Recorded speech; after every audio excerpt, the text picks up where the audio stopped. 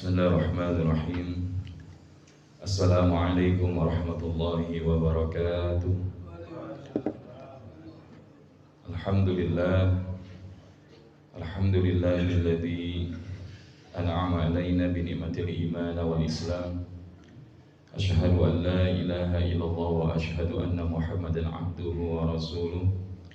Allahumma shalli ala sayyidina Muhammad wa ala alihi wa sahbihi wa man tabi'ahum bi ihsanin ila yaumil qiyamah. Amma ba'd. Subhanaka la ilma lana illa ma 'allamtana innaka antal alimul hakim. Wala haula wala quwwata illa billahil aliyyil azim. Fadilatul mukarramun, Bapak Ibu jamaah salat zuhur Masjid Al-Muqarrabin yang insyaallah senantiasa dirahmati dan diberkahi Allah Subhanahu wa taala. Izin menyapa kembali di siang hari ini. Bagaimana kabarnya Bapak Ibu? Alhamdulillah. Semoga lafaz hamdalah yang sama-sama kita ucapkan semakin menguatkan dan menebalkan rasa syukur kita kepada Allah Subhanahu wa ta'ala. Karena dengan bersyukur insya Allah hidup kita bahagia. Hari ini banyak orang hidupnya menderita lantaran karena kurang bersyukur, sehingga yang terjadi adalah tidak pernah menikmati episode kebahagiaan ataupun keberadaan di hari-hari yang ia lalui. Sehingga ketika dia tidak menikmati hari yang Allah berikan di dalam hidupnya, maka sesungguhnya seseorang tersebut hidupnya sedang menderita. Dan di antara bentuk penderitanya apa? Maka dia akan selalu mengeluh dengan keadaan apapun yang Allah berikan kepadanya. Seakan-akan orang tersebut adalah menjadi si paling menderita di dalam hidup. Padahal Allah memberikan kita itu nikmat sedikit atau banyak Bapak Ibu? Ya, dikit apa banyak? Banyak aja apa banyak banget? Bahkan saking banyak bangetnya kita sendiri qul law kana al-bahru midadan li kalimati rabbi lana fidal bahru qala an tanfada kalimatu rabbi walau ji'na bimithlihi madada, itu pun gak akan memadai. Allah jadikan semua lautan yang ada di atas muka bumi ini menjadi tintanya, kemudian semua pepohonan menjadi penanya, kemudian Allah datangkan 7 kali sama banyaknya, itu maka niscaya belumlah cukup untuk menuliskan banyaknya nikmat Allah di dalam hidup kita. Maka di antara nikmat yang Allah berikan kepada kita di siang hari ini adalah Allah masih mengizinkan kita bernafas di dalam kehidupan kita sebagai seorang muslim dan mukmin. Sehingga dengannya kita masih mau untuk datang ke majelis yang insya Allah bertabur dengan kebaikan dan keberkahan ini. Karena yang namanya datang ke majelis taklim ini paksaan apa pilihan Bapak Ibu? Paksaan apa pilihan? Tapi duduknya di belakang nyender, gak kelihatan ustadz, bahkan di belakang tembok. Kira-kira pilihan apa kebiasaan? Nah ini dia masalah. Maka insya Allah saya kalau ke Al-Muqarrab ini ngelihat semua senderan itu full book. Apalagi kalau Ramadan ini kemungkinan besar semua senderan itu sudah ada namanya. Ya, tapi mudah-mudahan insya Allah yang nyender bisa maju ke depan. Karena kalau kita model ngaji di Masjid Nabawi itu gak ada yang nyender Bapak Ibu. Kenapa? Yang nyender panitia doang. Buat apa? Nyiapin makanan sama nyiapin kertas untuk buat pertanyaan gitu. Tapi ala kulli hal, namun insya Allah walaupun kita nyender, mudah-mudahan nyendernya di taman surganya Allah, dan mudah-mudahan memantaskan kita sampai di surganya Allah yang sebenarnya. Amin ya rabbal alamin. Nah jadi Bapak Ibu, di antara nikmat yang Allah juga masih berikan kepada kita adalah Allah izinkan kita sudah melewati daripada setengah bulan Sya'ban. Dan tentu kita semakin meyakini bahwa momentum Ramadan insya Allah semakin dekat dengan kehidupan kita. Cuman pertanyaannya, kira-kira model kita itu ketika akan datang Ramadan senang, biasa-biasa aja, atau sedih dan kecewa Bapak Ibu? Kira-kira yang mana? Senangnya itu kenapa? Senang karena ibadahnya apa karena THR-nya? Boleh nggak kalau dua-duanya? Boleh. tapi jangan sampai urusan dunianya lebih ia senangi daripada urusan akhiratnya. Memang Allah tidak mengatakan bahwa kita meninggalkan dunia, tapi adalah bahasanya wala tansa nasibaka minat dunia, dan ambillah secukupnya daripada ya kehidupan dunia kita. Tapi kalau urusan akhirat, wabtaghi fima atakallahu daral akhirah, maka silahkan kalian cari sebanyak-banyak untuk kehidupan akhirat. Maka ada satu ungkapan itu, i'mali lidunyaka ka'annaka ta'ishu abada wa i'mali li akhirataka ka'annaka tamutu ghada. Beramallah, bekerjalah kalian untuk duniamu seakan-akan kalian hidup selamanya. Tapi beramallah, bekerjalah kalian untuk akhiratmu seakan-akan kalian wafat besok. Artinya apa? Semangat kita dalam urusan akhirat harusnya lebih daripada semangat kita mengejar urusan-urusan dunia. Maka termasuk ketika kita sudah sampai di pertengahan Sya'ban atau bahkan sudah semakin mendekati akhir Sya'ban, maka kita perlu menghadirkan kembali tentang Sya'ban ini adalah wasilah untuk meraih kesuksesan Ramadan. Kenapa? Karena Sya'ban ini akar katanya dari konteks bahasa Arab adalah syi'ab. Syi'ab itu artinya adalah jalan menuju puncak gunung. Nah, jadi kalau kita maknai Sya'ban, Sya'ban itu jalan menuju puncak dari seluruh bulan yang ada. Maka karena keadaan yang demikianlah, maka banyak orang yang disebutkan oleh Nabi SAW, dzalika syahrun yafulun nasu anhu baina Rajab wa Ramadan. Karena itu adalah bulan yang banyak melalaikan ataupun dilupakan oleh kebanyakan manusia, lantaran karena dia terletak di antara bulan Rajab dan bulan Ramadan. Kenapa? Karena bulan Rajab adalah salah satu di antara bulan-bulan haram, min ashhuril hurum. Tapi sementara Ramadan itu adalah sayyidus syuhur, penghulu dari seluruh bulan-bulan yang ada. Maka karena kemuliaan-kemuliaan bulan tersebut, Sya'ban itu seakan-akan bukan bulan yang utama. Padahal apa? Padahal wa huwa syahrun, padahal kata Nabi itu adalah bulan turfa'u fihil a'mal ilallahi rabbil alamin. Padahal ini adalah bulan di mana kemudian amal-amal kita diangkat dan dinilai oleh Allah Subhanahu wa taala. Maka Rasul sallallahu alaihi wasallam senang kalau amalnya diangkat di sisi Allah itu di dalam keadaan berpuasa. Tapi kalau kita sudah masuk di pertengahan Sya'ban atau nisfu Sya'ban, maka memang ya sebagaimana yang kita lazim buat puasa sunnah teruskan. Tapi 1 hari 2 hari maka kita hindari. Kenapa? Jangan sampai ketika kita niatkan puasa sunnah, tapi yang terjadi adalah kita sudah masuk di dalam waktu Ramadan. Maka insya Allah ini menjadi pengingatan sekaligus juga penguatan bagi kita. Memangnya kandungan apa yang ada di dalam bulan Sya'ban yang bisa kita jadikan sebagai wasilah di dalam meraih Ramadan?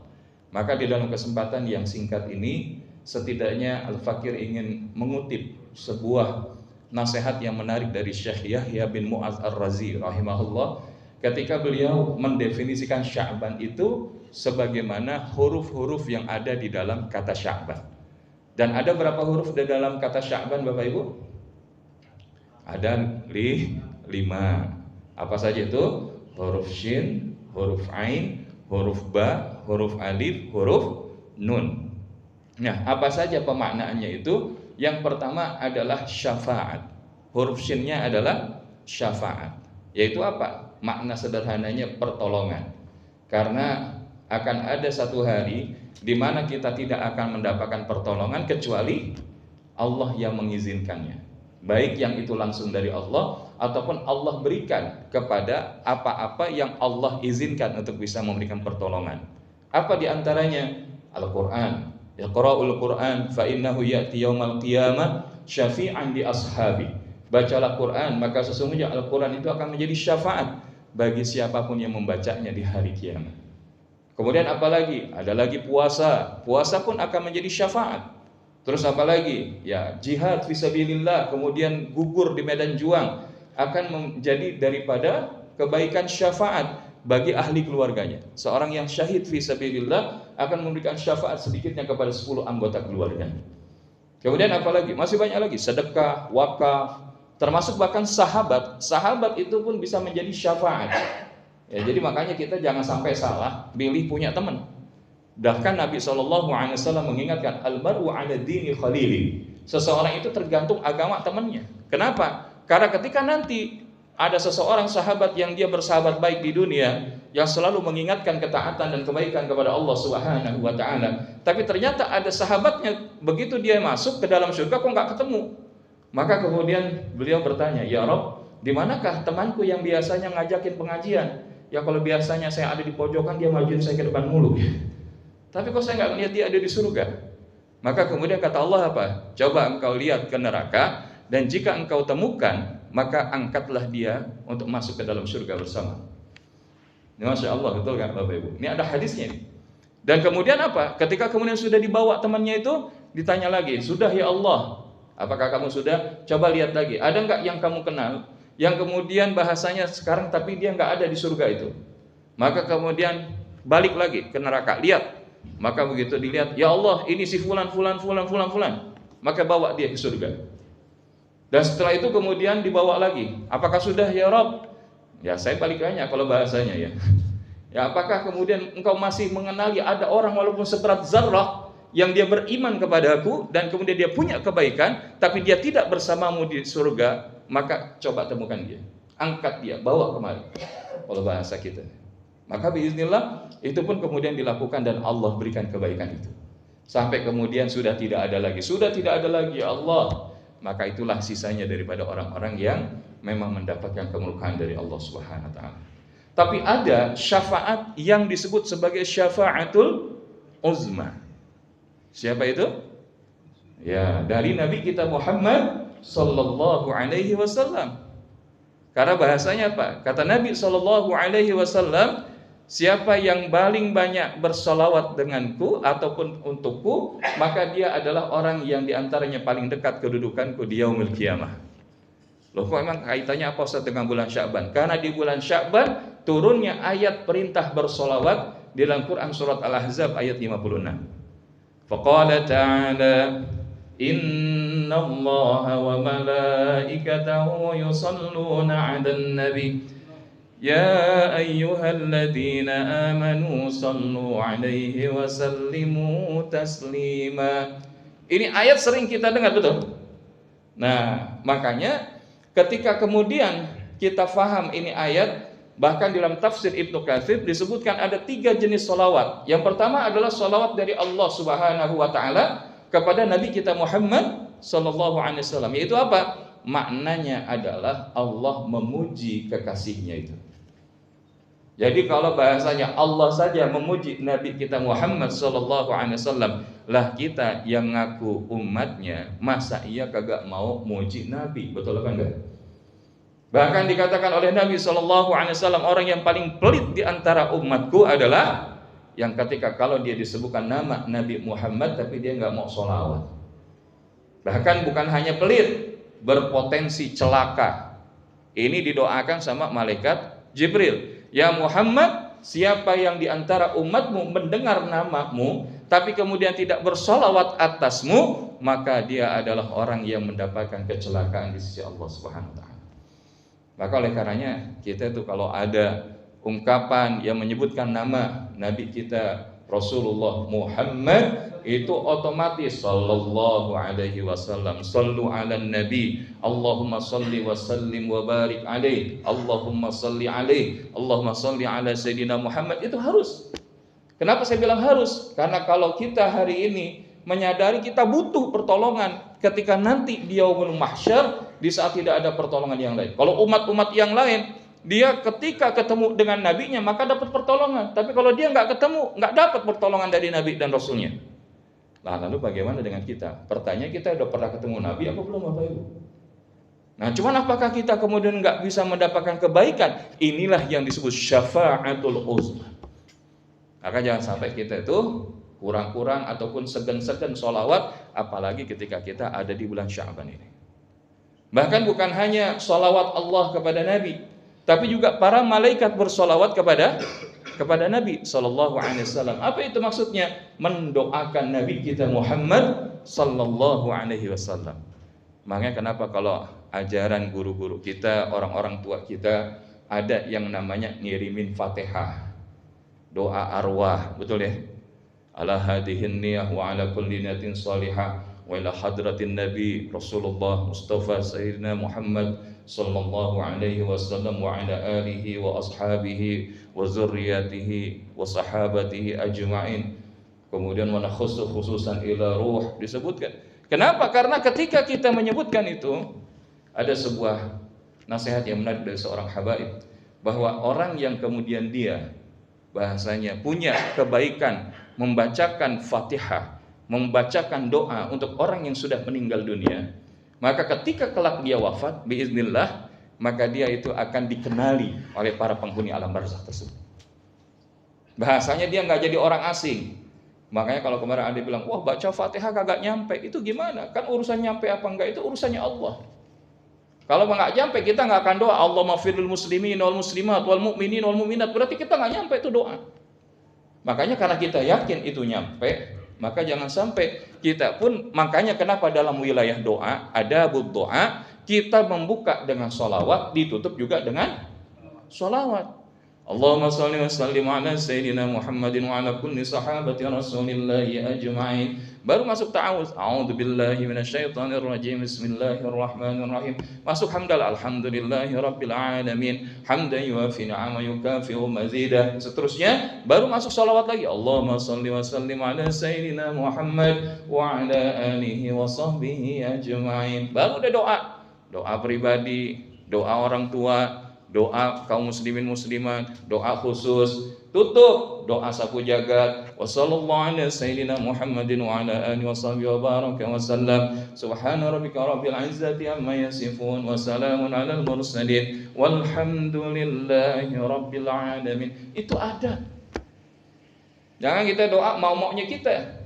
Karena apa? Frekuensi yang paling dekat kepada Allah Subhanahu wa taala adalah frekuensi Nabi kita Muhammad sallallahu alaihi wasallam. Makanya kenapa kita membudayakan sholawat itu?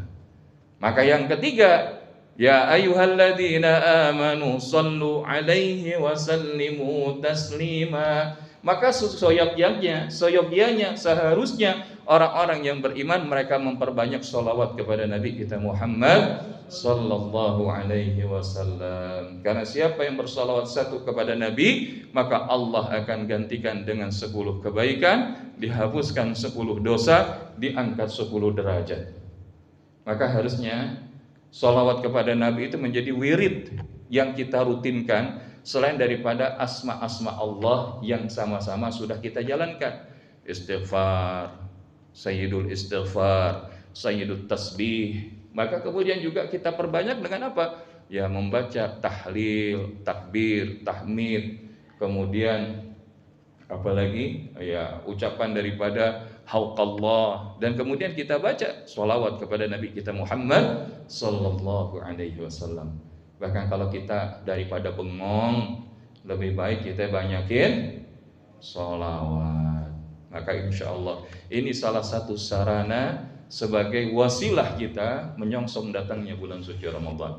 Sehingga apa? Kita perbanyak sholawat, rajin buka kitab bagaimana syama'ili Muhammadiyah, pribadi Nabi kita Muhammad SAW, gimana puasanya Nabi kita Muhammad SAW, gimana rumah tangganya Nabi SAW, sehingga apapun yang kita lakukan tidak lain dan tidak bukan adalah mencontoh Nabi kita Muhammad SAW. Kenapa? Karena kalau kita ngakunya cinta Allah tapi kagak ikut Nabi, maka itu adalah sesuatu yang keliru.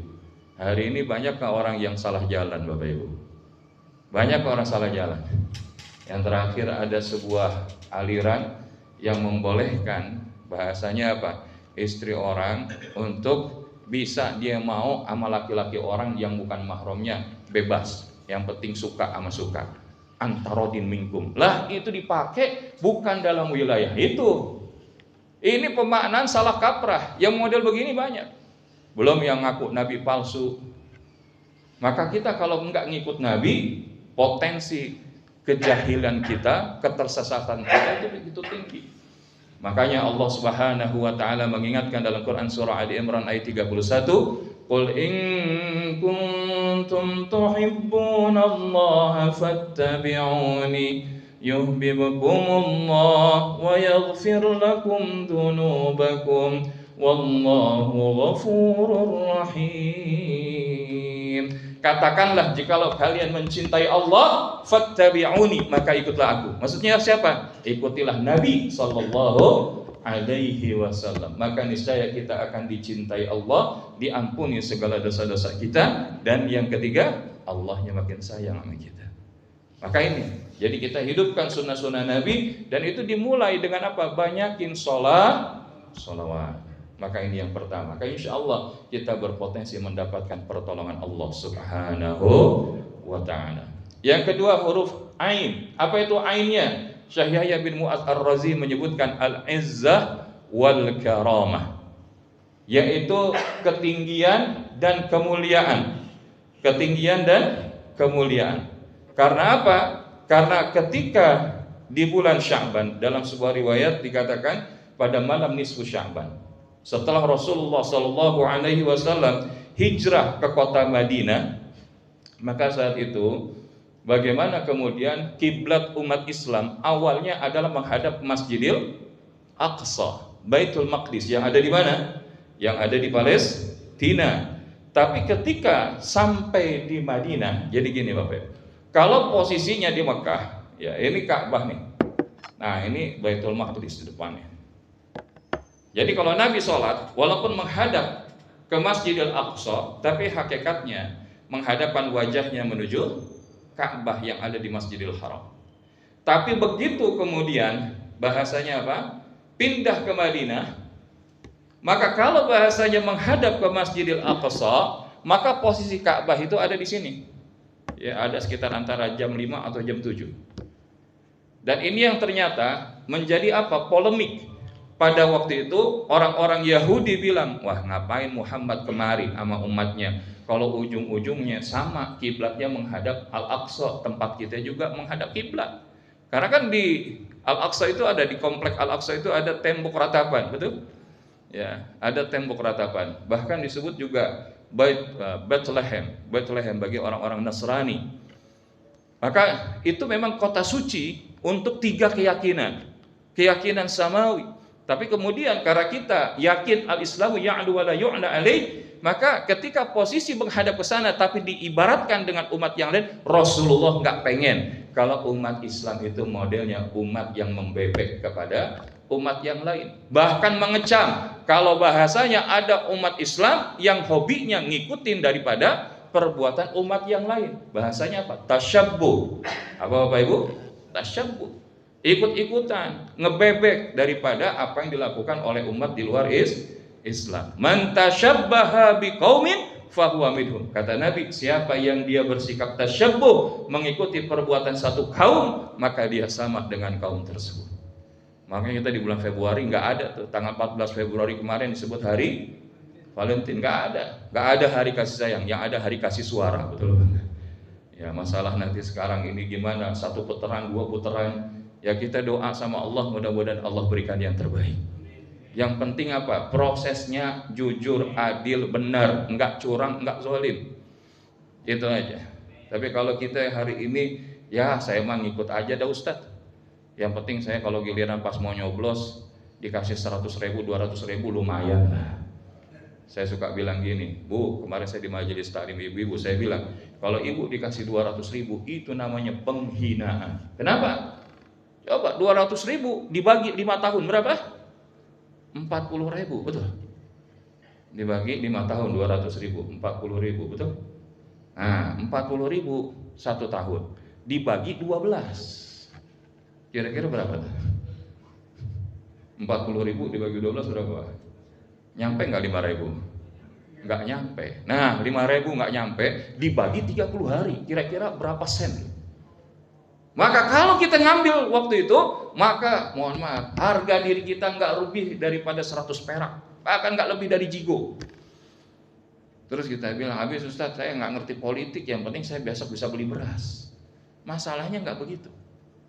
Makanya kita selalu mendorong apa? Agar umat itu jadi umat yang cerdas, menjadi umat yang punya izzah wal karomah. Sebagaimana Nabi nggak pengen kalau umatnya itu cuman ngebebek doang. Kita boleh ngikut, asal ngikut siapa? Ngikut ulama. Ati Allah wa ati'ur Rasul wa ulil amri minkum. Taat sama Allah, taat sama Rasul itu didahulukan daripada pemimpin. Maksudnya apa? Taatlah kepada orang-orang yang taat kepada Allah dan Rasulnya. Karena apa? Tidak ada ketaatan kepada pemimpin yang kemudian bahasanya mengajak kepada kemaksiatan. Tapi kalau dia mengajak kepada ketaatan, kita ikut.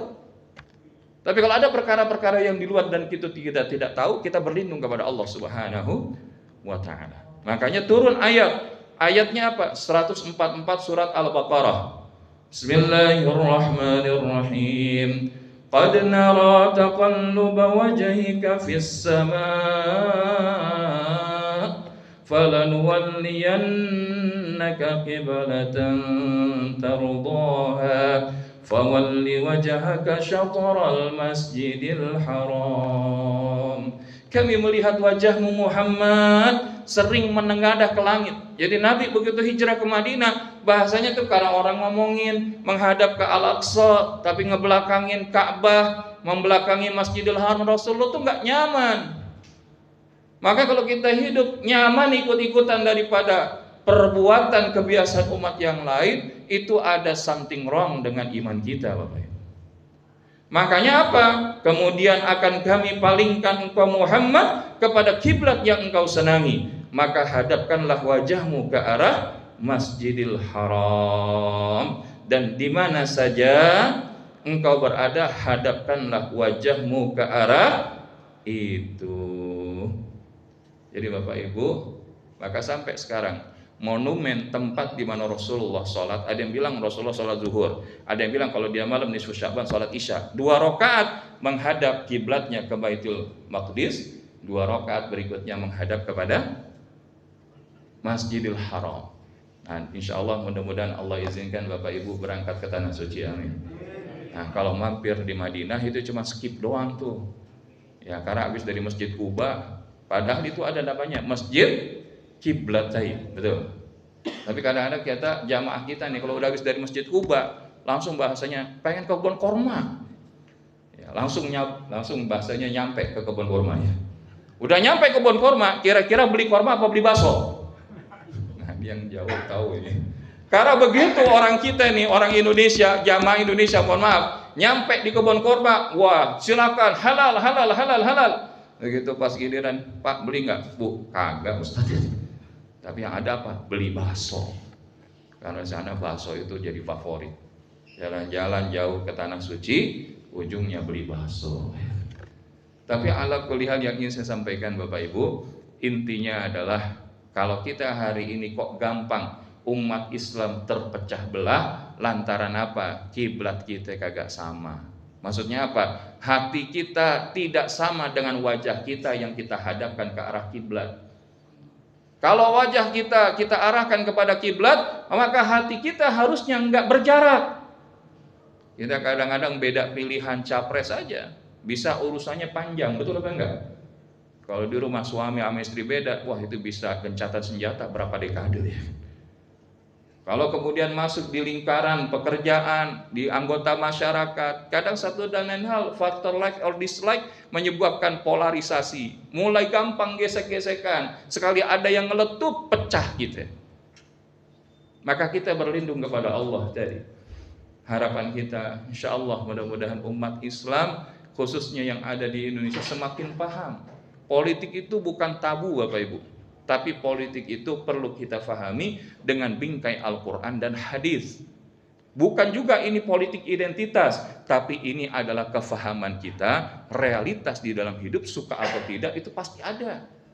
Makanya Allah perintahkan apa? Ya ayyuhalladzina amanu dukhulu fis-silmi kaffah wa la tattabi'u khutuwatis syaitan.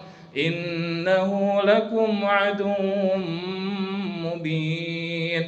Wahai orang-orang beriman, masuklah kalian ke dalam Islam itu kafah. Sekarang implementasinya apa Bapak Ibu? Kita ini bentar lagi Ramadan, betul nggak?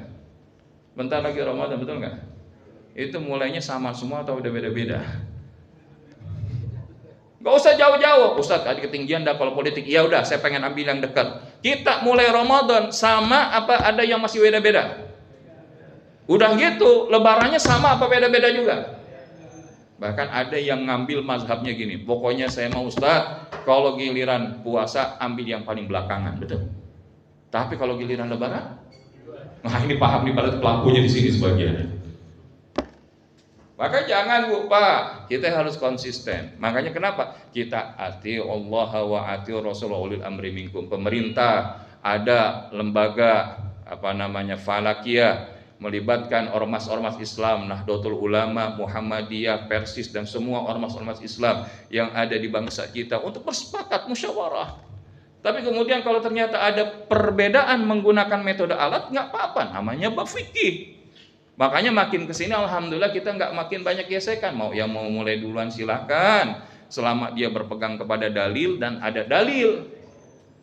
Tapi juga kita nggak boleh kemudian bahasa kita ngelihat yang berbeda sama kita, langsung kita mencap dari saudara kita itu keliru, salah dan lain sebagainya. Tidak. Makanya apa yang kita rindukan adalah kesatuannya tadi. Sohwah Islamiyahnya itu kalau kita mulai bareng-bareng, lebaran bareng-bareng, kira-kira gentar nggak tuh musuh-musuh Islam Bapak Ibu? Tapi kalau kita gampang, ya itu tadi. Makanya wajar dalam urusan-urusan lain kita pun berada di dalam kondisi ketidakbersatuan hati. Makanya kenapa kita minta doa itu ada doa robitoh, ya kan? Yang kita minta kepada Allah, Allahumma innaka ta'lamu anna hadhil qulub qad ijtama'at ala mahabbatik wa taqat ala ta'atik wa tawahadat ala da'watik wa ta'ahadat ala nusrati syariatik fawaththikillahumma rabitataha wa dimuddaha wahdiha subulaha wa mala'ha binurikal ladzi la yakhbu asrar suduraha bi faidil imani bik. Jadi kalau kita paham itu doa, Masya Allah indah banget Bapak Ibu. Dan waktu kita bahas ya. Mudah-mudahan kalau penasaran Ramadan diundang ya. Saya kemarin bilang sama Ustadz Gondo, Ustadz saya diundang kemari kagak? Waduh Ustadz di sini doyanya pada baca kitab. Wah, saya bilang berarti Jamal Muqarrabin ini jamaah pondokan semua. Saya bilang kalau kita bahas kitab, mohon maaf, waktu kita terbatas. Ya, kita mau nyorok kitab itu butuh waktu yang sebetulnya tidak sebentar. Justru karena kita punya waktu sebentar, justru ambil momen-momen apa, tema-tema apa yang lebih penting untuk dibahas. Dan ini kebanyakan perkantoran yang lain juga menggunakan demikian. Tapi kalau itu pilihan, nggak apa-apa juga, bukan salah. Kita punya spiritual capital manajemen yang insya Allah sudah punya yang namanya apa istilahnya itu silabus. Tapi kita sesuaikan, karena ada yang komplain, Ustaz saya ngaji kok bahasannya kayak bahasan kerjaan mulu. Ngaji aja kagak selesai kerjaannya. Padahal udkhulu fi silmi kafah. Kita kalau nggak mau pakai urusan ngaji dalam urusan kerja, terus mau pakai urusan apa lagi? Kalau bukan pakai aturan Allah dan Rasulnya, mau pakai aturan siapa lagi? Laqad kana lakum fi Rasulillahi uswatun hasanah. Maka Bapak Ibu, yuk kita persatu. Berbeda itu biasa, tapi jangan jadikan perbedaan menjadi sumber-sumber perpecahan di antara kita. Besok kita taraweh. Ada yang dia 11 rakaat, ada yang dia 23 rakaat. Benar apa kagak? Benar apa kagak? Yang kagak benar yang mana? Jangan kita nyalah-nyalahin. Wah, yang ini kagak benar, yang itu juga kagak sahih. Tapi orang yang kagak sholat kagak diapa-apain. Justru besok itu kita ajakin dakwah agar apa? Masjid rame dari awal sampai akhir. Tapi lazimnya kita 10 hari pertama masjid di tempat kita sholat rame apa sepi? Bludak apa kosong? Penuh. Masuk 10 hari kedua kira-kira makin penuh apa makin maju? Apanya maju? Nah ini pelaku nih.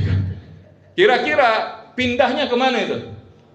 Wah itu paham karena pelaku ya kan. Wah mulai banyak undangan buka puasa ya kan di mall ya di restoran. Wah pindah ke sana buka puasa lolos maghribnya isaknya lewat subuhnya bablas. Besokannya kagak puasa. Wah iya tuh billah jangan. 10 hari ketiga kira-kira masjidnya makin rame apa makin maju lagi? Emang kemana jamaahnya? Pindah kemana? mulai pindah ke stasiun, ya mulai pindah ke ya bandara, mulai pindah ke terminal, betul Pak Kakak? Dan itu masih nyambung sampai 10 hari awal bulan Syawal. Masjid masih ramai apa makin maju? Masih maju. Kemana emang jamaah? Ya pegadaian, ya kan? Habis mudik udah habis bandar. Maka salah satu solusinya adalah menyelesaikan masalah tanpa masalah. Ayo sekolah. Tapi wa'iyatubillah, mudah-mudahan Ramadan besok nggak kayak begitu. Amin. Nah, jadi insya Allah 2 ini aja udah cukup. Ustadz kenapa yang 3 kagak? Waktunya di jam 1 ya. Tapi biar nggak penasaran, yang 3 lagi itu apa Ustadz? Huruf ba-nya al-birru, kebaikan. Jadi kita perbanyak kebaikan-kebaikan. Termasuk apa? Ulfatun, alifnya ulfatun, lemah lembut kasih sayang. Kebaikan yang dimensinya ubudiyah ataupun kemudian kasih sayang yang sifatnya muamalah. Irhamu man fil ardi yarhamukum man fis sama. Sayangilah yang ada di bumi, niscaya yang di langit akan menyayangimu. Insya Allah ini wajah-wajahnya ini kan hilal-hilal gajian udah kelihatan, betul? Ya, bahkan insya Allah hilal bonusnya juga sudah mulai kelihatan. Amin ya robbal. Dan insya Allah saya doain bonus tahun ini THR-nya naik 3 kali lipat. Tapi ingat kalau itu terwujud jangan lupa sama Ustadz yang udah bantuin doa. Makanya saya tadi bilang Ustadz ini ada jamaah pengajian online yang nitipin ke saya paket buat Ustadz. Masya Allah. Yang kayak begini coba aja banyak-banyak. Supaya Pak hari ini kalau kita dikasih kemudahan sekarang harga beras lagi pada naik. Harga cabai pada gaji kita jangan sampai ya kan. Insya Allah apalagi kalau keluarga besar Telkom, mudah-mudahan selama masih ada hajat hidup orang banyak, saya yakin insya Allah Bapak Ibu jaminan daripada rezekinya makin banyak. Amin ya rabbal alamin. Maka kalau pengen makin berkah, ada lebih bagi sama Ustaz. Ya, apalagi kalau tahu Ustaz Zul nih anaknya 1, istrinya 1, anaknya 9 ya. Tapi saya nggak pernah khawatir. Kenapa? Karena kalau kita yakin kita dimilikin Allah, harusnya la khaufun alaihim walahum yahzanun. Ada aja jalan Allah, Allah berikan untuk kita. Maka Bapak Ibu yang dirahmati Allah, yang terakhir adalah huruf nun, yaitu apa? Nurun, cahaya. Maksudnya apa? Cahaya di bulan Sya'ban ini kalau orang-orang tua kita dulu diantaranya dengan 2 cahaya. Yang pertama cahaya Quran, ngaji. Yang kedua cahaya doa. Banyakin doa, Allahumma barik lana fima, ya itu pun doa makan, fi Rajab wa Sya'ban wa ballighna Ramadan. Ada satu doa lagi yang mudah-mudahan kita baca sebagai penutup. Boleh Bapak Ibu? Yuk kita baca. Bismillahirrahmanirrahim. Allahumma sallimni ila Ramadan wasallim li Ramadan wa tasallamhu minni mutaqabbalan. Ya Allah, antarkanlah hamba hingga sampai Ramadan dan antarkanlah Ramadan kepadaku dan terimalah amal-amalku di bulan Ramadan. Walhamdulillahi rabbil alamin. Mudah-mudahan disampaikan ini ada manfaatnya Bapak Ibu. Sekali lagi saya mohon maaf lahir batin. Mudah-mudahan Bapak Ibu semua Allah izinin nyampe di Ramadan. Maka jangan sampai kita kotorin batin kita, hati kita, jiwa kita. Pulang kita punya bini, kita punya laki, kita punya anak-anak, kita punya tetangga, kita punya teman kerja, punya atasan, punya tim. Maka jangan sampai ada ganjelan hati yang masih ada sebelum kita masuk Ramadan. Maka kita maafin. Ustaz, tapi saya nggak mau kalau dia kagak minta maaf duluan. Orang yang baik itu adalah yang dia punya kebiasaan gemar memaafkan. Maka insya Allah saya juga udah maafin dosa Bapak Ibu semua. Emang kapan saya punya salah Ustaz ya? Tapi bukan begitu juga maksudnya apa. Kalau kita membudayakan memaafkan, maka hidup kita jauh lebih lapang insya Allah. Dan Allah lapangkan kita sampai di Ramadan besok, dan dijadikan Ramadan besok menjadi Ramadan yang lebih baik daripada Ramadan sebelumnya. Amin ya rabbal alamin.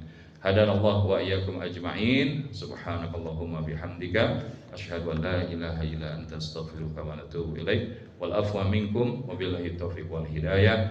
Wassalamualaikum warahmatullahi wabarakatuh.